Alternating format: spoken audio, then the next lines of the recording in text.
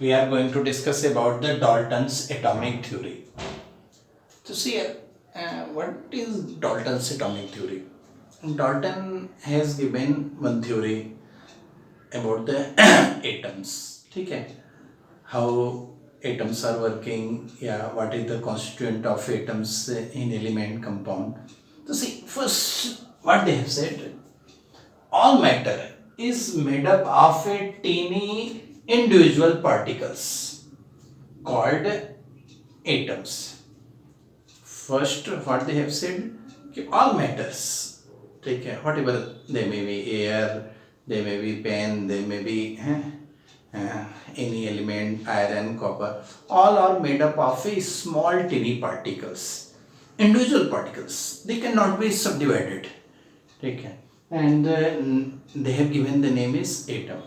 तो ध्यान देना बच्चों, पहला उन्होंने क्या कहा कि जो एटम्स है वो सबसे स्मॉलेस्ट पार्ट है, यानी अगर हम मैटर्स को डिवाइड करें तो सबसे जो स्मॉलेस्ट पार्ट आपको मिलेगा, स्मॉलेस्ट जो further we can not divide, that is called atom. बाद में हमें पता चला कि नहीं, atom is also consist of proton, neutron, electron, positron, like that. लेकिन डॉल्टन्स ने का जो एजम्पशंस था उनके हिसाब से सबसे स्मॉलेस्ट जो होगा वो क्या होगा बेटा, atoms. First. Second, they have said कि all atoms of same element, एक एलिमेंट्स के जितने भी एटम होंगे, all are of same size, same shape, same properties. एक एलिमेंट के जितने भी एटम्स होंगे वो सब की साइज, मास, शेप सब क्या होगी, सेम होगी. If different atoms you have taken, ठीक है, जैसे सपोज करो कॉपर और आयरन का लिया, कॉपर के जितने भी एटम्स लेंगे, क्लोरीन के जितने भी एटम्स लेंगे, ऑक्सीजन के जितने भी एटम्स लेंगे, वो सब same size, same shape, same properties होंगे. और अगर हमने कॉपर और आयरन का लिया तो वो क्या होंगे, डिफरेंट होंगे, साइज में भी डिफरेंट प्रॉपर्टी, डिफरेंट मास, वो क्या होंगे बेटा, डिफरेंट होंगे. बाद में आप लोगों को पता चला आइसोटोप्स, हाइड्रोजन के भी आपके एटम्स के क्या हो सकते हैं, 3 आइसोटोप हो सकते हैं, मतलब उनकी प्रॉपर्टीज डिफरेंट डिफरेंट हो सकती है. ऐसे क्लोरीन के भी आपके हैं 2 आइसोटोप हो सकते हैं. तो बाद में आइसोटोप का जो कॉन्सेप्ट आया तो थोड़ा सा ये डीमेरिट रहा. और आइसोबार का जो कॉन्सेप्ट आया कि 2 डिफरेंट एटम के भी मास सेम हो सकते हैं, ठीक है, तो ये कॉन्सेप्ट थोड़ा सा डीमेरिट हुआ किसका, डॉल्टन्स का. लेकिन डॉल्टन ने क्या कहा कि एक एलिमेंट के सभी एटम क्या होंगे बेटा, same size, same property, same shape होंगे, और डिफरेंट एलिमेंट्स के जो होंगे वो डिफरेंट होंगे. थर्ड थिंग उन्होंने बताया बेटा, जब एलिमेंट्स से फिर कंपाउंड कैसे फॉर्म करते हैं, तो उन्होंने क्या कहा, in a formation of compound atoms of different elements combine in a fixed ratio. What they have said कि फिर atoms, if elements form compound, अगर एलिमेंट्स मिलकर के कंपाउंड फॉर्म करते हैं तो वहाँ पर उन्होंने क्या कहा कि एटम्स जो डिफरेंट एलिमेंट्स के होंगे वो फिक्स रेशियो में होंगे. Third point they have given. बाद में हम इस पॉइंट से लॉ ऑफ डेफिनेट रेशियो, ठीक है, कांस्टेंट रेशियो, उनको हम क्या कर सकते हैं, एक्सप्लेन कर सकते हैं.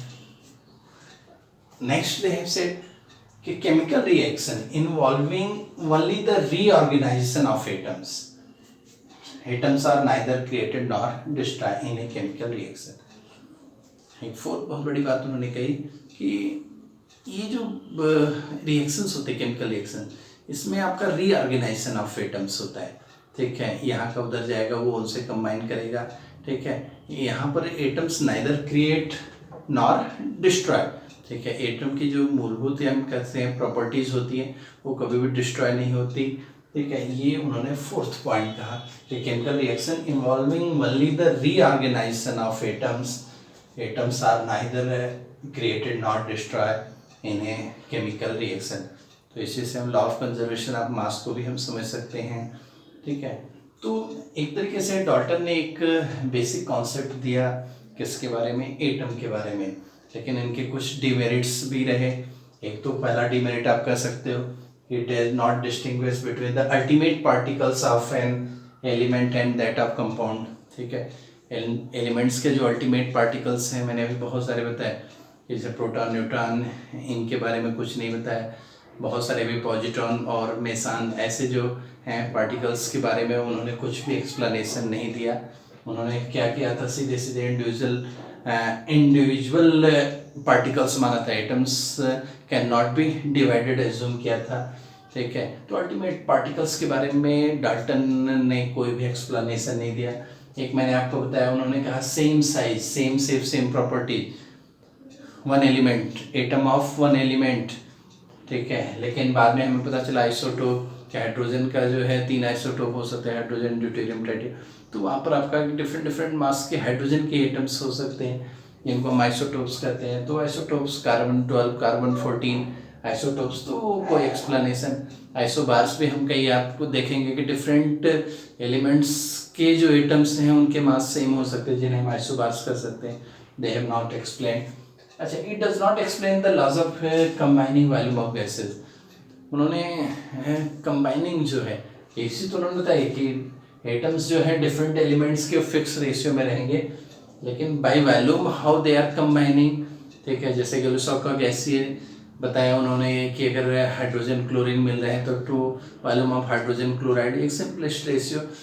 ठीक है, बाद में अवोगाद्रोज ने भी वॉल्यूम और नंबर ऑफ मॉलिक्यूल्स का रिलेशन दिया, लेकिन वो ऐसा भी कुछ भी डज नॉट एक्सप्लेन द, उन्होंने डाल्टन ने कोई भी वॉल्यूम से रिलेटेड है कोई भी एक्सप्लेनेशन नहीं दिया। तो this is Dalton's atomic theory.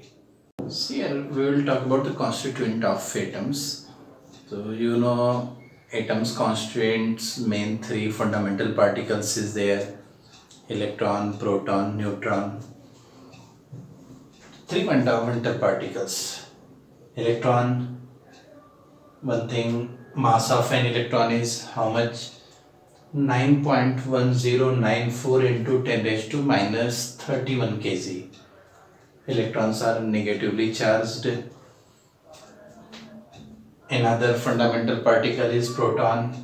Mass of proton is about 1.672 into 10 raised to minus 27 kg, and proton is positively charged. Another fundamental particle, neutrons. Mass of neutron is 1 nearby mass of proton, 1.674 into 10 raised to minus 27 kg, and it is electrically neutral. And one thing we know, for atom,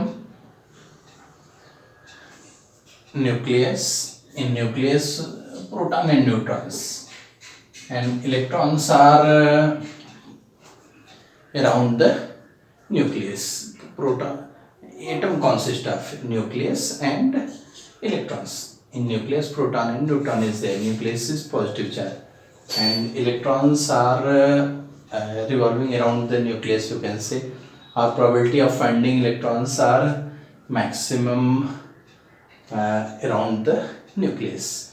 So see here, proton and neutrons present in the nucleus, and electrons revolve around the nucleus. And what will be the mass of an atom? Mass due to mainly mass of 3 fundamental particles, namely electrons, proton and neutrons present in the atoms. The mass of atom is known as atomic mass. So they are proton, neutron, electrons mass are very small. So if you are calculating, this is order of 10 raised to minus 27 kg. So mass of an atom, or you can say atomic mass, is order of 10 raised to minus 27 kg. As you know, there are more particles inside the atoms like meson, positron, and there are about 17 to 20 other particles. But main fundamental particles are, these are the electron, proton and neutron. You have studied also who have discovered, J.J. Thomson has discovered electrons. That we will tell later. So what is the constituent of an atom? So you have to remember electron, proton and neutron. What are the respective masses are there, and atomic mass is generally what happen, the mass of these fundamental particles constituent in the atoms. For example, if you want to know about the hydrogen, mass of hydrogen, if hydrogen contains one proton and one electron, the mass of one proton plus mass of one electron, if you are adding, so that will be the atomic mass of hydrogen. You can find the different atomic masses, but unit of atomic mass, actually we are not taking gram, we are special units we are taking, AMU, atomic mass unit, or U. So we will discuss it later. Here one important concept is there, one AMU, one atomic mass unit. Actually one atomic mass unit is defined as 1/12 of one carbon 12 atom, mass of one carbon 12 atom. Carbon के हैं isotopes होते हैं बेटा, carbon 12 और carbon 14. तो अगर हमने क्या किया बेटा, कार्बन 12 का एक एटम लिया, उसके मास का 1/12 है, एग्जैक्टली 1/12 जो फाइंड आउट होता है, उसी को हमने क्या नाम दिया बेटा, 1 AMU. ठीक है, बाद में 1 AMU को अभी हम लोग ने रिसेंटली रिप्लेस किया हुआ है यूनिफाइड मास यूनिट, यू से हम डिनोट करते हैं, या कहीं कहीं आपको डाल्टन DA से डिनोट होगा. तो एक्चुअल में 1 AMU क्या है, 1 AMU is defined as a mass exactly equal to 1/12 of the mass of one carbon 12 atom.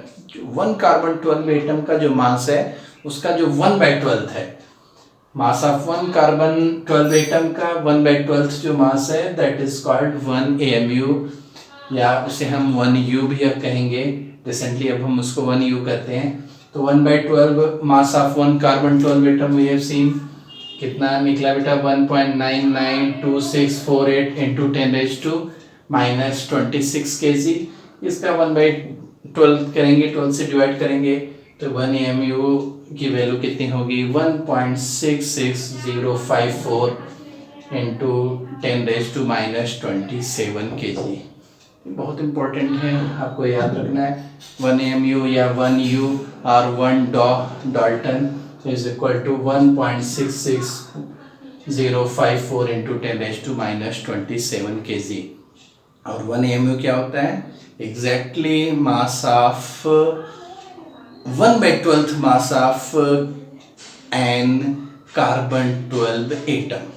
Mass of 1 carbon 12 atom का 1/12 अगर हम करेंगे, तो दैट इज कॉल्ड, क्या कहलाएगा बेटा, 1 AMU value equal to 1.66054 into 10⁻⁻27 kg.